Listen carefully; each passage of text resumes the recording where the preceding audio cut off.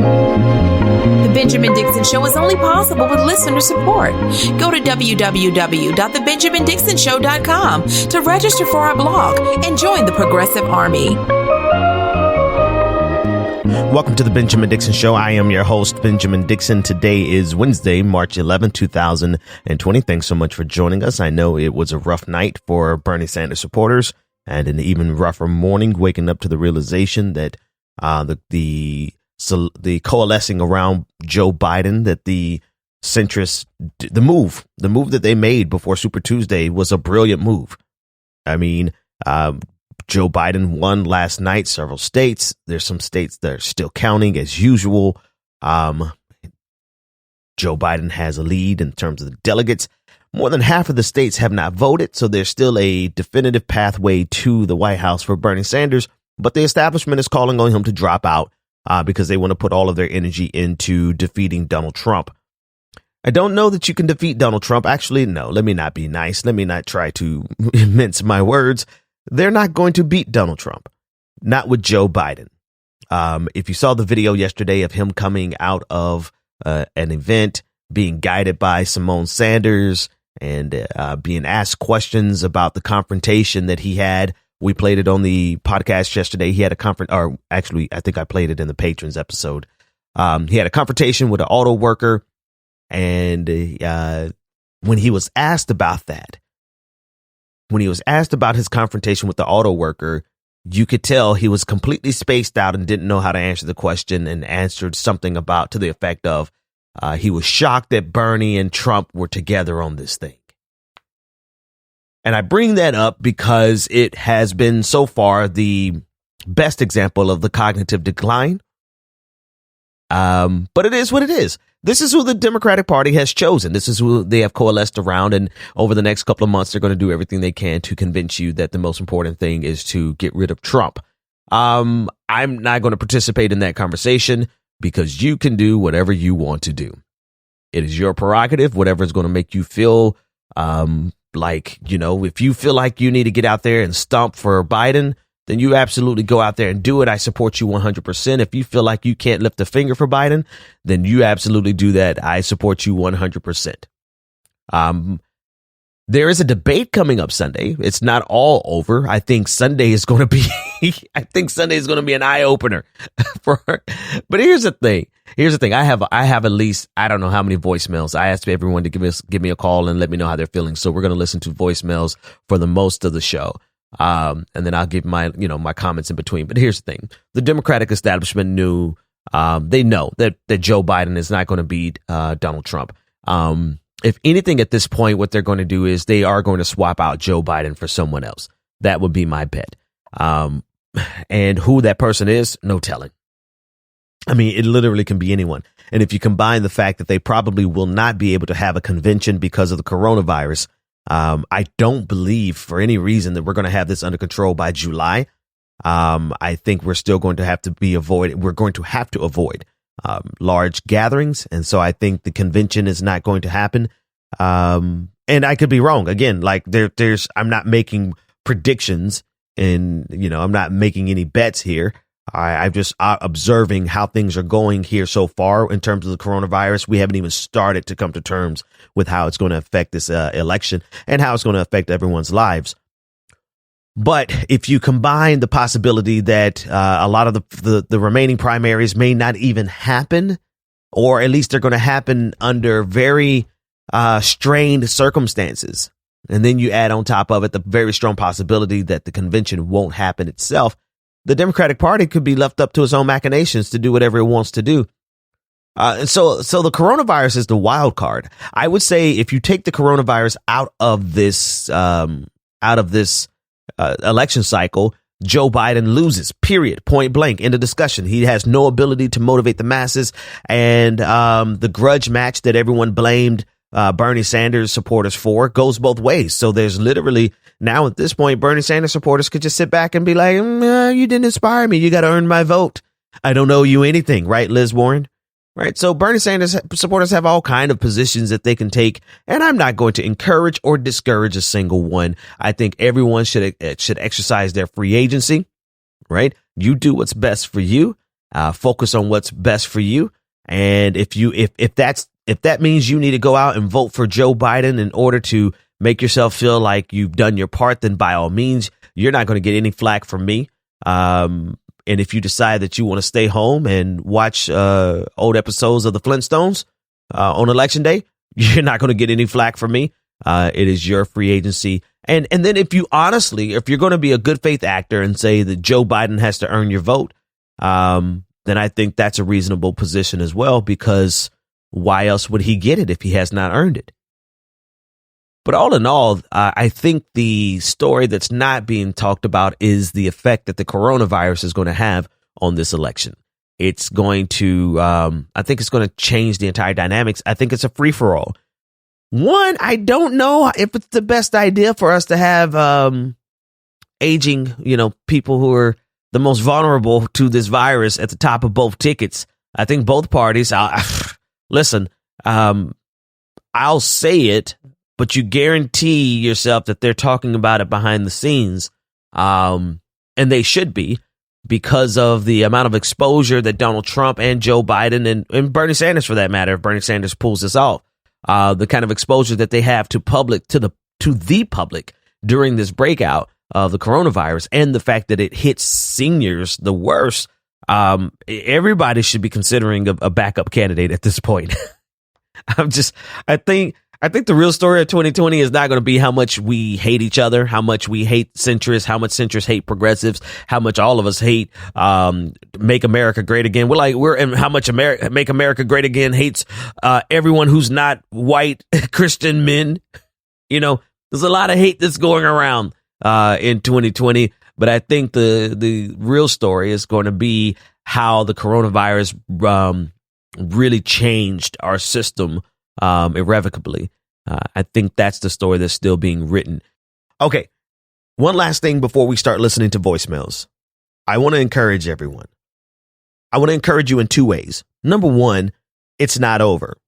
Now, the handwriting might be on the wall. It might be almost a sense of inevitability. But the fact is, half of the states haven't voted. There's a quote unquote debate / town hall on Sunday. And we're going to get to see firsthand exactly how far Joe Biden's cognitive decline has taken him. So it's not over. Don't throw in the towel yet. That's my first level of encouragement. Here's my second level. If it is the case that Bernie Sanders loses this primary, let me just put it in context of what I've had to go through. And the reason I want to put it in that context is because I know what it's like to lose. I know what it's like to have to take the L and to just internalize it and to let it drive you and continue. I also know that it takes time. I saw one of the tweets that went around this morning was, don't mourn, organize. Well, the truth is you have to do both. You're going to have to take some time and to regroup and regather yourself. I think it's reckless to just try to run. If it is the case that Bernie Sanders lost his primary, fine. Take some time and regroup. That's the number one thing that you have to do, is take a minute and regroup. If that means you got to take a step away from politics for a month, or from Twitter for 2 months, whatever the case may be, take some time to regroup. Because this is what I know about people who fight for justice and people who are on the right side of history. I can certainly make this statement and not really care about what anyone else says. The people who were fighting alongside Bernie Sanders, we are on the right side of history, period. The people who are fighting for Joe Biden, they are on the right side of protecting their power. That's what they want. That's what above all else, they don't really care. The people in power don't really care about stopping Donald Trump, because they know Joe Biden cannot stop Donald Trump. The people in the rank and file, the social media Democrats and social media people who were against Bernie Sanders, they think that they're going to beat Donald Trump, but they're not. But what we can definitively say is because of what they align themselves with in terms of policy. They align themselves against Medicare for all. They align themselves against the Green New Deal. They align themselves against all these basic fundamental things that every single human should have. We know without a shadow of a doubt that we are on the right side of history and they are on the wrong side of history. Now, that sometimes adds insult to injury, right? Because you're like, well, how can we be fighting for the right thing and end up losing? You start to question Martin Luther King's quote, "The arc of the universe is long, but it bends towards justice." you start to really wonder, does it actually lean towards justice? The only way it doesn't lean towards justice is if we stop fighting in the long run. And here's the thing that I've learned about people like you, people like me. We don't stop. We're incapable of stopping. We might have a setback. We might have to take a month off. We might have to stop for like 2 months. Hell, like some of the losses that I've taken over the last couple of years, it took me 3 months to get my head about me. 3 months to get back in the game, 6 months to get my head back about me. And now you see, you're back. We come back. We come back. We always come back. Why? Because we can never stop fighting. Why? Because this isn't a game for us.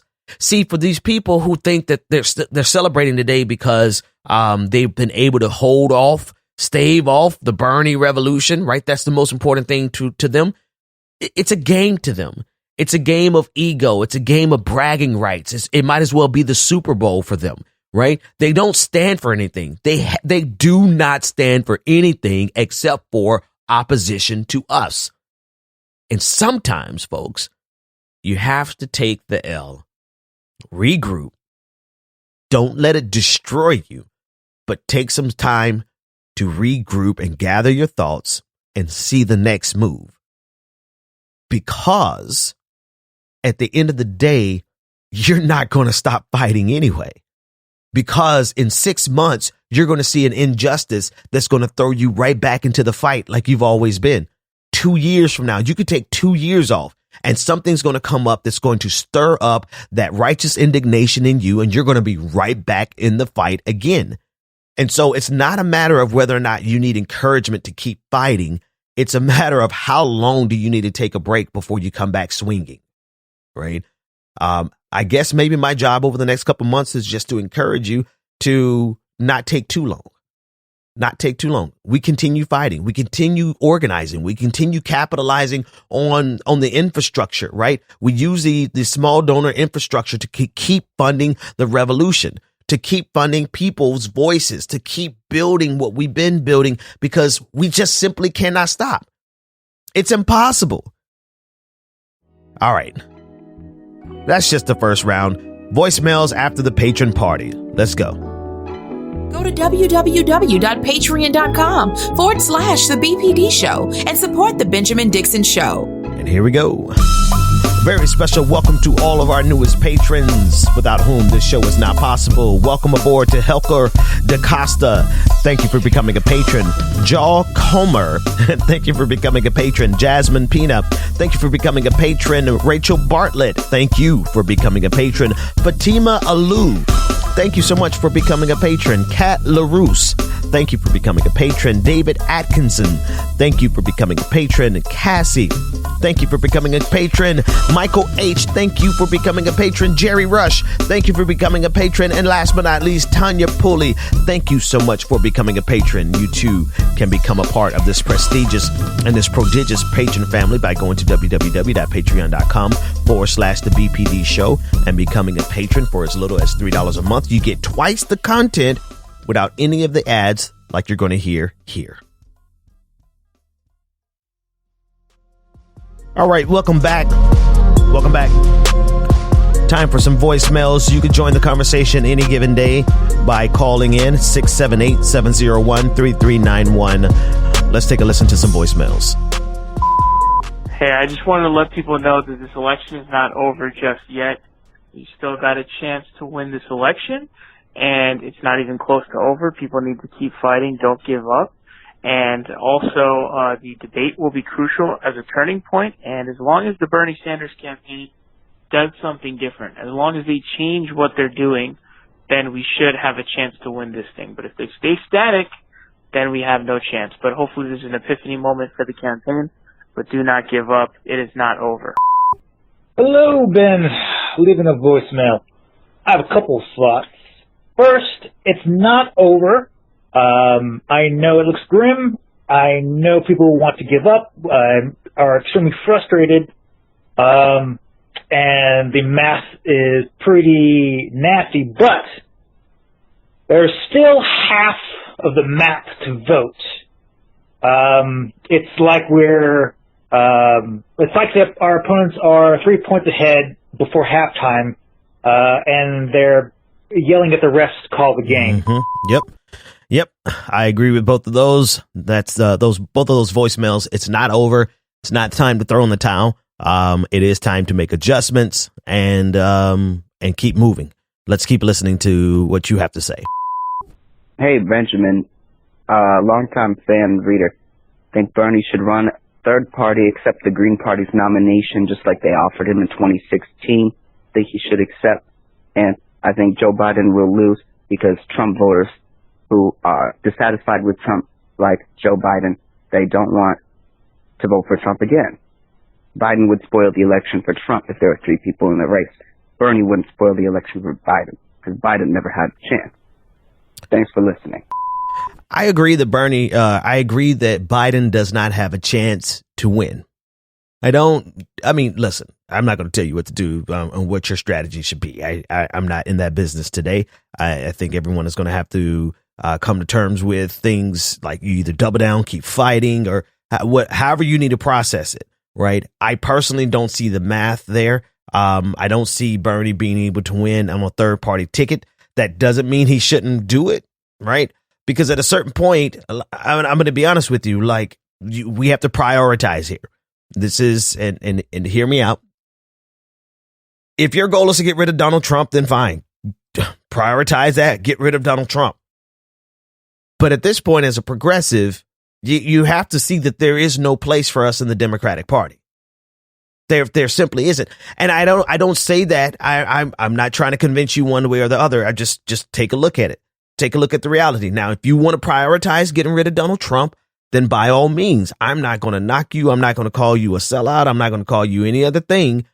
But after you get rid of Donald Trump, I do believe we have to take a sober look at what the rest of us are really doing in the Democratic Party when the Democratic Party has given us every indication that they don't want anything to do with us or our policies. More importantly than anything else, they don't want our policies. And if we're in this to fight for policy, then you have to take a step back and ask a very sober question. What the hell are we doing in the Democratic Party?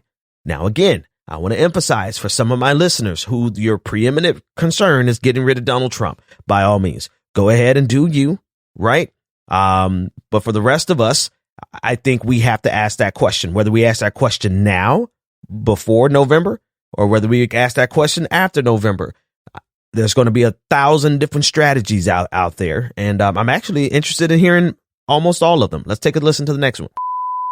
Hi, Benjamin. This is Gregory Joseph Gray from San Marcos, Texas. What I would like you to include is just words of encouragement to other progressives that the fight begins now. The younger generation, like myself, is not unaware of what's going on.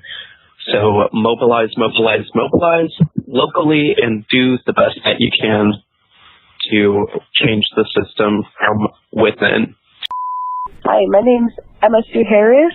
I'm 22 years old. I use they, them pronouns. I'm from South Florida. I've been pretty politically engaged from a young age. I've got progressive parents who involved us pretty early on. My mom pulled us out to go to the John Kerry rally. When I was in second grade, I was pulled out to go to Obama rallies. I was pulled out to go help register people to vote, things like that. And the last few years of this administration and this election cycle have honestly just radicalized me even more and pushed me farther left because it's just proven how broken our system is. I had so much faith. I was at politics speak and that civic speak all through high school. I was a speech and debater. I believed in our checks and balances. I believed in the system that we had, and it has completely and utterly failed me. And it just gets to me that for the last few years since Parkland, the adults in this country have been like, wow, the youth are so civically engaged. We should be listening to the youth. And now the youth are like, can you please do us one favor and vote for Bernie Sanders? And all of a sudden their ears are shut now. Yeah. Thanks so much for that voicemail. I don't give up. Hang in there. And I know that's kind of empty platitudes today, but that's all we have at this point, right? You have the ability to continue calling and texting and canvassing and just giving it the best that you have for the rest of this primary.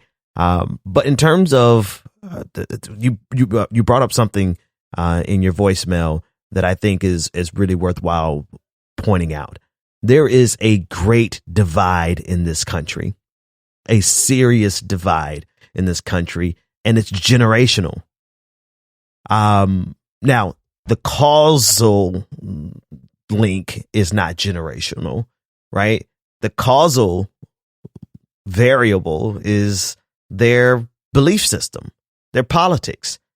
As much as our parents like to think that they're different than Republicans, the only place that they're different than Republicans might be on, I don't know, some things. Some things, there's some degrees of separation between them and Republicans, but our parents are conservative.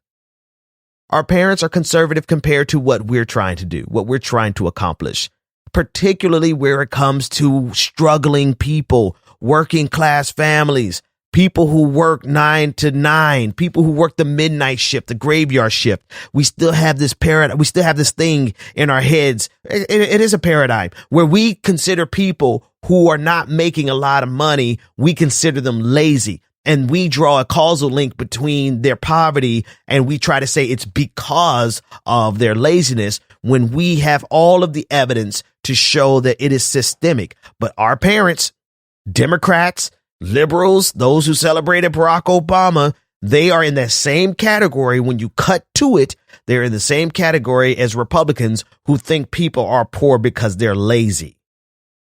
So they're complicit with the system. They got benefits out of this system. It's a totally different system than when they grew up. Not a single, I said it the other day, I'm going to say it again, not a single boomer who has some decent retirement right now, who's trying to protect their 401k, they're trying to protect their tax bracket.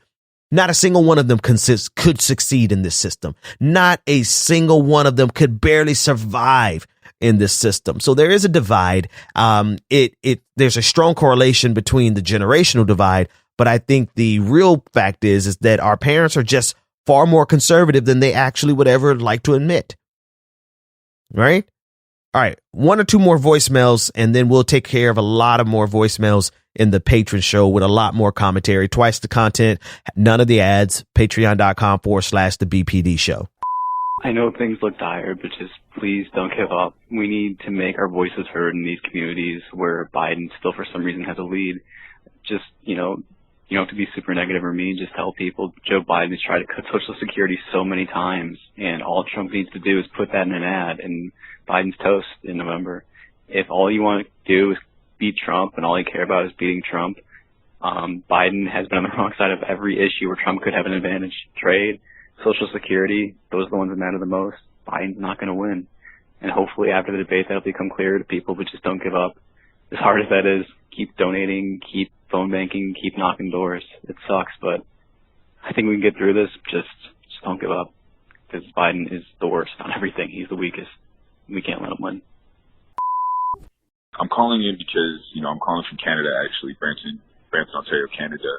And I'm calling in just with so much disappointment to see how America is continuing to, and blacks in America specifically, continuing to enslave themselves, and how black leadership is basically still selling Southern blacks, to the establishment, and still convincing them to slave themselves. I'm going to allow that last voicemail. I'm going to allow it. I don't particularly like the imagery of black folks being sold. So I object to that.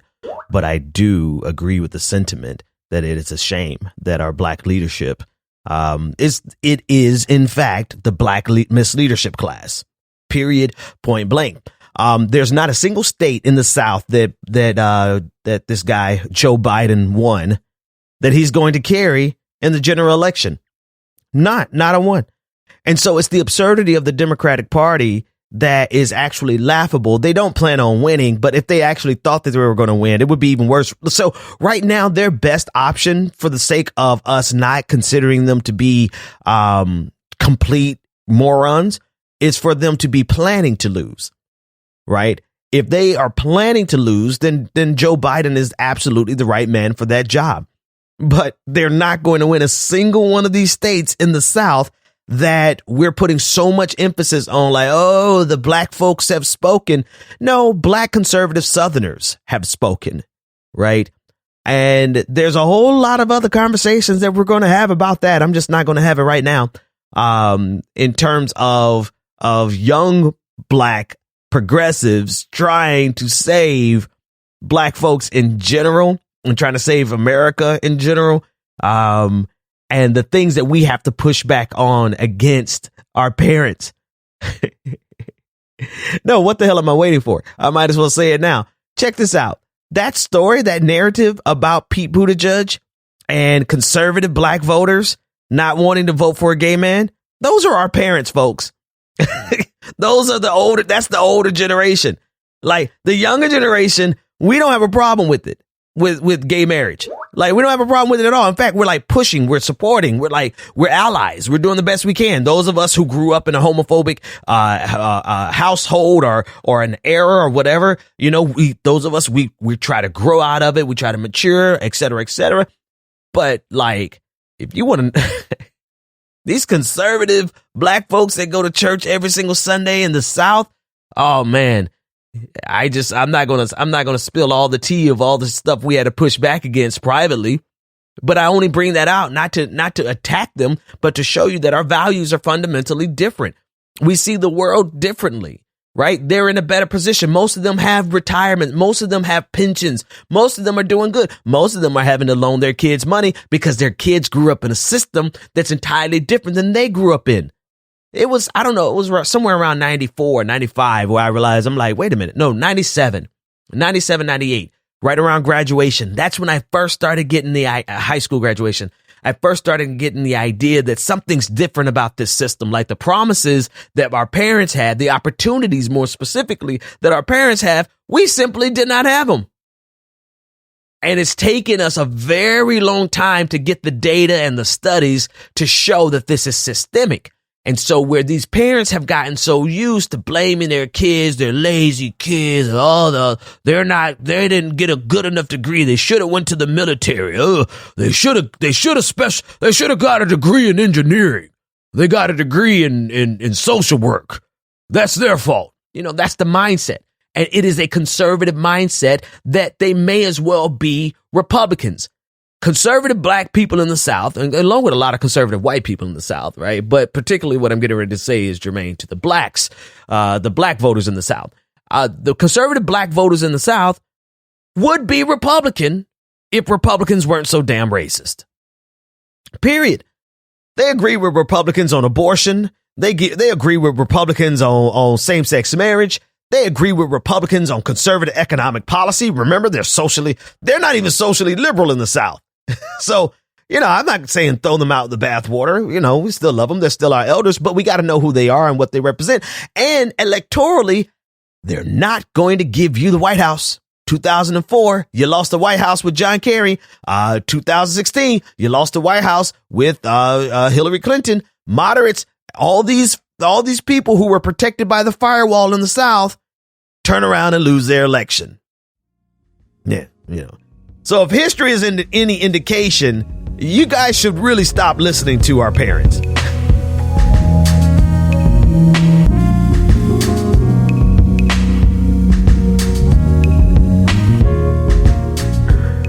Hey Ben, it's Nashawn calling out of Ohio. I just want everybody to know that I'm still voting for Bernie on 17th. I don't care what's going on, honestly, but I want everybody to know this fight is not over. Even if Bernie loses, even if Bernie wins, the fight ain't over. We have to keep mobilizing, keep doing everything we can to push these progressive policies to change this, because if we keep letting the centrists and boomers and all of the Trumpsters and everything control the conversation, control the direction that we go in, we will be doomed. And I don't mean that to be a doomer or, be black pilled or whatever, but we need to do something. And giving up while it's, while the chips ain't even fully falling, it ain't over. Everybody keep fighting And even if Bernie wins, Bernie loses, keep fighting. Just keep fighting, keep fighting, keep fighting to your very last breath. Keep fighting. I love it. And I don't know, maybe start a whole nother party. Well, possibly. I don't know. Hey, brother, thanks so much for that call. I love it. Keep fighting, keep fighting, keep fighting. I mean, and here's the thing. Like, I don't even have to tell you to keep fighting because it's inevitable.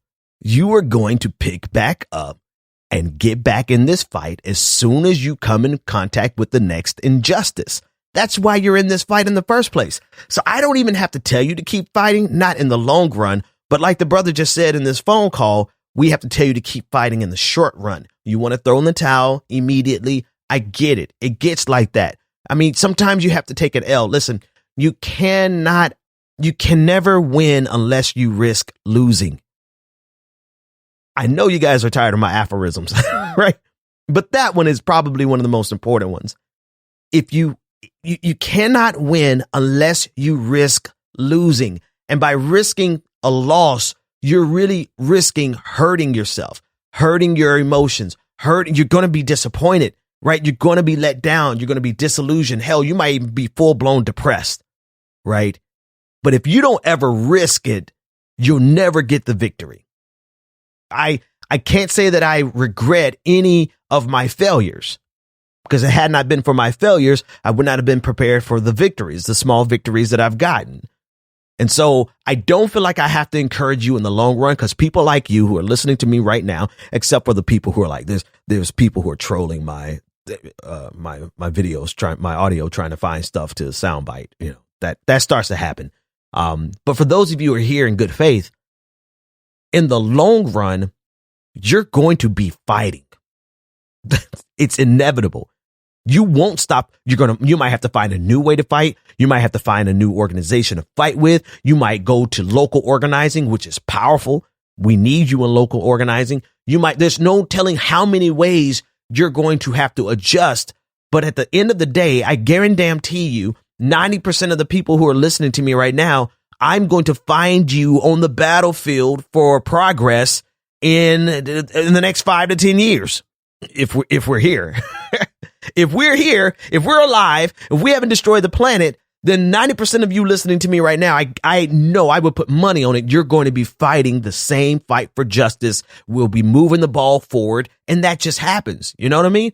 It happens because it's in you. Let me correct myself. It doesn't just happen.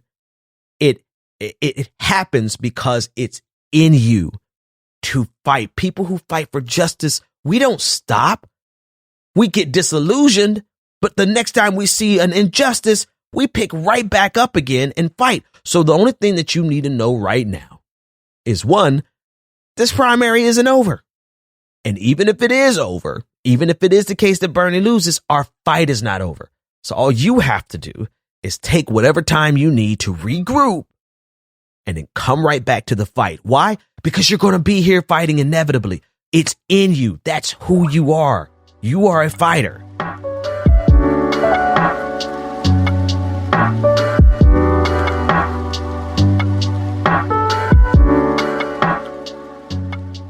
One other thing, and we'll get to some more voicemails.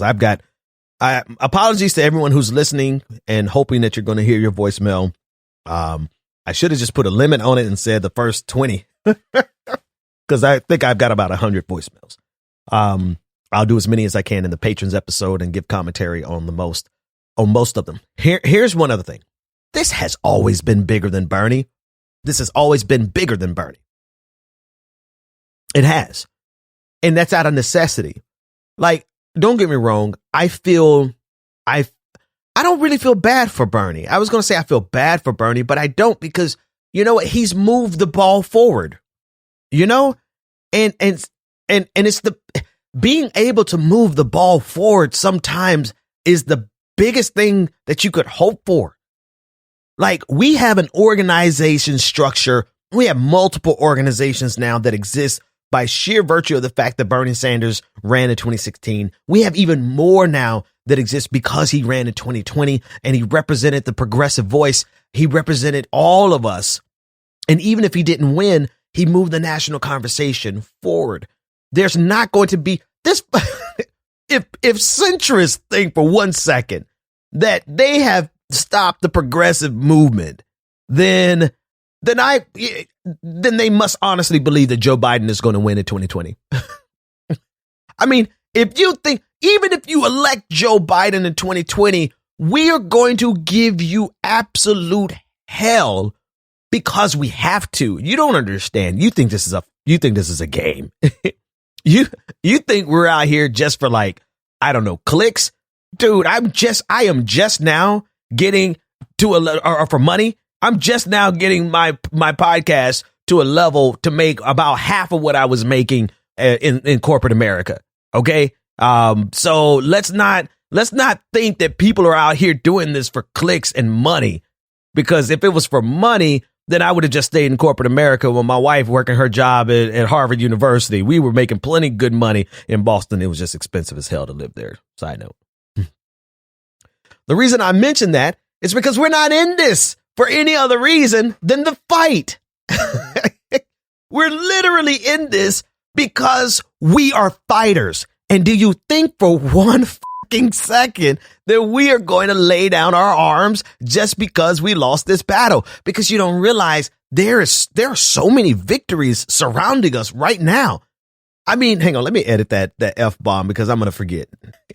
All right. So do you think for 1 second that we're going to lay down our arms because we took this L, or this potential L? It's not even over, right? I just see one of the things that I do, and I think a lot of commentators do this, but we play things out to the end. And so in the end, I see a very strong possibility that Bernie won't win because of the difficulty ahead in terms of the various states that he's going through. They're not going to be as conducive to him as other states. That's just kind of the way it is, right? So there is a possibility that he's going to lose. But then there's also still the possibility that he's going to win. If he loses, do you think that we're going to stop fighting? That's what they're hoping for. But I'm trying to tell the establishment that we're physically incapable of stopping. We're emotionally incapable of stopping. We'll never be able to quit fighting for justice. People who fight for justice are incapable of not fighting for justice. We're like moths to the flame. We're going to always be drawn to it. And simultaneously, you need to understand, when we realize we don't fight anyone harder than the people we realized have been gaslighting us.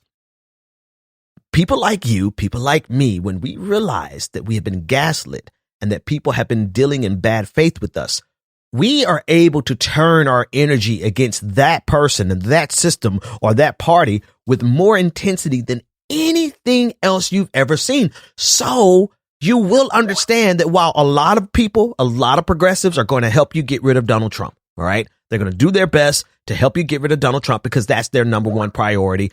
Fine. But do realize that the rest of us are going to give you absolute hell whether you get rid of Donald Trump or not, because our lives are not changed by the sheer virtue of us getting rid of Donald Trump. Our lives have been changed by the fact that we're living in a system that whether it was Donald Trump or Joe Biden, our lives have been screwed. We've been living paycheck to paycheck. We're the ones that have had our lights cut off. We're the ones who've had to wonder whether or not we're going to be able to pay rent. We're the ones who've had to wonder whether or not we're going to be able to feed our kids a decent meal or anything at all. We're the ones who have had to negotiate with the water company to make sure that our water isn't cut off, or the gas company to make sure that we're not taking cold showers, if we're lucky enough to have a house. All right. So I just want to let you know who you're dealing with. You are dealing with the unwashed masses. You are dealing with the rabble rousers. You're dealing with the working class, and you're dealing with a bunch of us. Even if we're not even in the working class anymore, we grew up in the working class. And so that's all we know. So who the hell do you think is going to stop us from fighting for justice? Oh, we got a chip on our shoulder that does not go away with a single loss. The chip on our shoulder is against injustice. It's against an economic system that exploits us. The chip on our shoulder will not allow us to rest. So enjoy your victory. You know, your victories from last night. Enjoy them, right? Laugh it up. Chug it up. But you haven't gotten rid of us. In fact, you have really helped us to coalesce around the idea that the Democratic Party is as much our enemy as the Republican Party.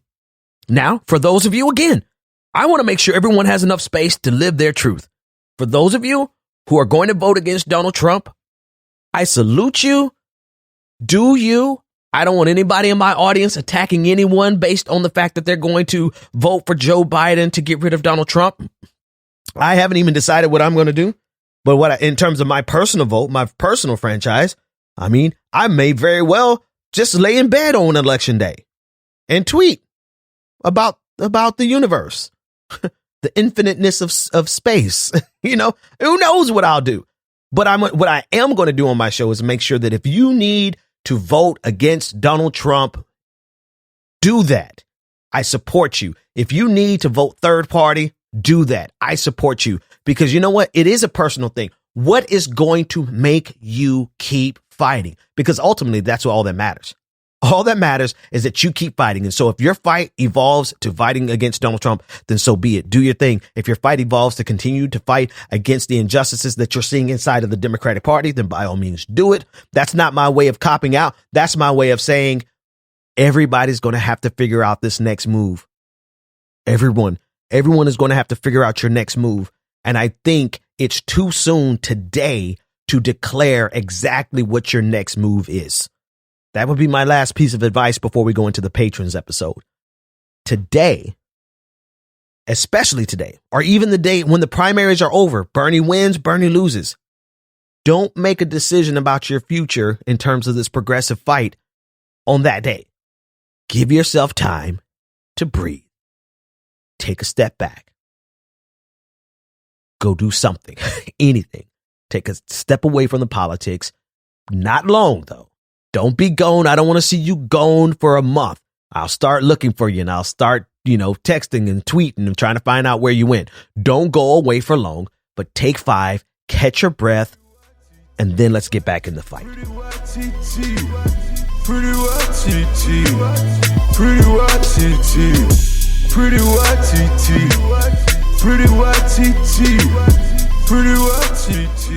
Hi, my name is Ishmael from my LPA. My feeling is I think the one thing that's been lost in this conversation, in this primary, is, I constantly hear that, the black vote matter, which is important, no-brainer, but at the same time, I think black policy matters too, because I haven't heard anything from the Biden side to discuss, the policies that's important to black people.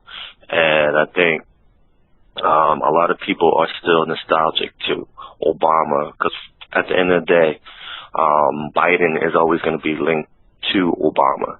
And so it's that nostalgic effect that because Biden was Obama's vice president, a lot of policies that Obama put in place is going to be the same thing that Biden. But again, you haven't heard anything on Biden's side, policy-wise, nothing at all. The only thing you heard, the only thing you heard was that he's the only one that could beat Trump, but there's no policies behind his message. And so because of that, I don't think, again, a lot of people, especially the young voters, are going to vote for him because he doesn't do anything for them. But again, thank you again. Yep. Thank you for that call. I actually like a lot of what that caller said. I'm trying to hang out as much as I can with you on the live show. On the public show, to make sure I give you as many of the voicemails. We had over 100 voicemails, so I'm not going to be able to get to them all. I'm going to try to get as many as I can to you, because I think it's important that your voices are heard, that you're able to vent, and that I lend you my platform to speak your mind. I'm going to start doing that a whole lot more. We used to do that back in the day. You guys remember the Orange Room when I had when we were doing live videos and we were taking live callers? We're going to get back to some of those live calls because I want your voice. Your voice is as important as mine. I believe that. Some of the best content we ever got was from callers. So to that end, I want to speak to what this last caller just said in terms of the black leadership leading people the wrong way. It is the black misleadership class. I hate that phrase, but it's the most accurate phrase. The reason I hate it is because it absolves, it takes the the onus away from the white misleadership class, right? From the Hillary Clinton faction of the party, the Joe Biden faction of the party.